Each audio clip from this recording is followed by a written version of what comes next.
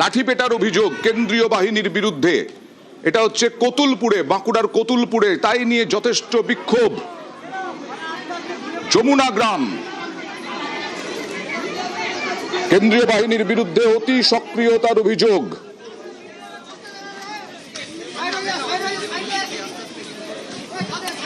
বাঁকুড়ার কতুলপুরের যমুনা গ্রামের ঘটনা কি হয়েছিল, বাড়ির ভেতরে ঢুকে কেন হামলার অভিযোগ, খবর পেয়ে গ্রামে তৃণমূল প্রার্থী হরকালী প্রতিহার।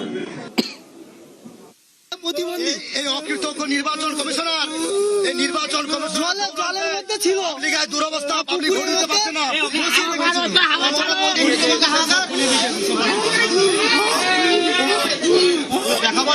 বাড়ির ভেতরে ঢুকে লাঠিপেটা, বাইক ভাঙচুর অভিযোগ।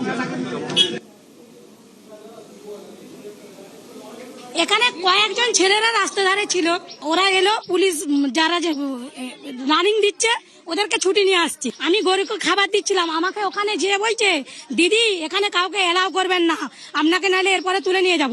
আমি কি বলছি তাদেরকে কি আমি ডাকতে গেছি রাস্তা থেকে? আমি আমার সংসারে কাজ করছি, আমার একটা প্রেগনেন্ট মেয়ে আছে। এখানে এসে মোটরসাইকেলগুলো চুরমার করে দিল ভেঙে। আমার ছোট বৌদি বলছে যে এগুলো আমাদের মোটরসাইকেল, আমাদের চারটে ঘরের কি চারটে মোটরসাইকেল হতে পারে না? বলছে যে না আপনাদের মোটরসাইকেল নয়।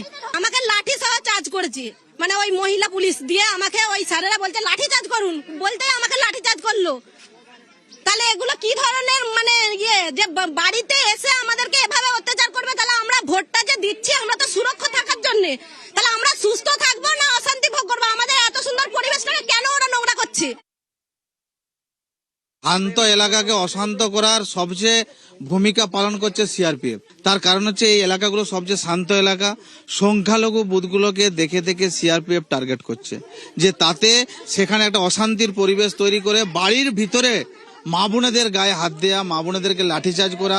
আমাদের যেখানে ভোট কেন্দ্র থেকে প্রায় 500-700 মিটার দূরে দূরে আমাদের ক্যাম্প, সেই ক্যাম্পগুলোতে গিয়ে বিভিন্ন আমাদের যে সমস্ত কর্মীরা আছে তাদেরকে লাঠিচার্জ করছে।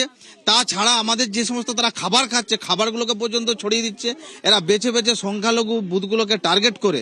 ওরা তো জানে যে কতুলপুর বিধানসভায় বিজেপি 100% হারবে। ইলেকশন কমিশনে আমরা অভিযোগ জানিয়েছি এবং আরো জানাবো। প্রথম দফা নির্বাচন 23শে এপ্রিল। বাঁকুড়ার বিভিন্ন বিধানসভায় সকাল থেকে যে অভিযোগ উঠে আসছে কেন্দ্রীয় বাহিনীর অতি সক্রিয়তার, এবং এই মুহূর্তে আমরা রয়েছি কতুলপুর বিধানসভা কেন্দ্রে, এবং কতুলপুর বিধানসভা কেন্দ্রের অন্তর্গত যমুনা গ্রামে। এবং এখানে যারা গ্রামবাসী আছেন তারা অভিযোগ করছেন যে কেন্দ্রীয় সশস্ত্র বাহিনী তারা পাড়ার ভেতর ঢুকে, বাড়ির ভেতর ঢুকে, বা এখানে যারা মহিলারা রয়েছেন তাদের হুমকি দেওয়া হচ্ছে, তাদের উপর লাঠি চালানো হচ্ছে। এবং অভিযোগ যেটা, যে এখানে বাড়ির সামনে যে গাড়িগুলো ছিল, বাইক ছিল, সেই বাইকগুলো পর্যন্ত ভাঙচুর করা হয়েছে। শুধু তাই না, একই সঙ্গে এখানকার যারা মহিলারা রয়েছেন সেই মহিলাদের উপরও লাঠিচার্জ করেছে কেন্দ্রীয় সশস্ত্র বাহিনী। এই নিয়ে এখানে তৃণমূল কংগ্রেসের যিনি প্রার্থী, সেই তৃণমূল কংগ্রেসের প্রার্থী তিনিও এসেছেন।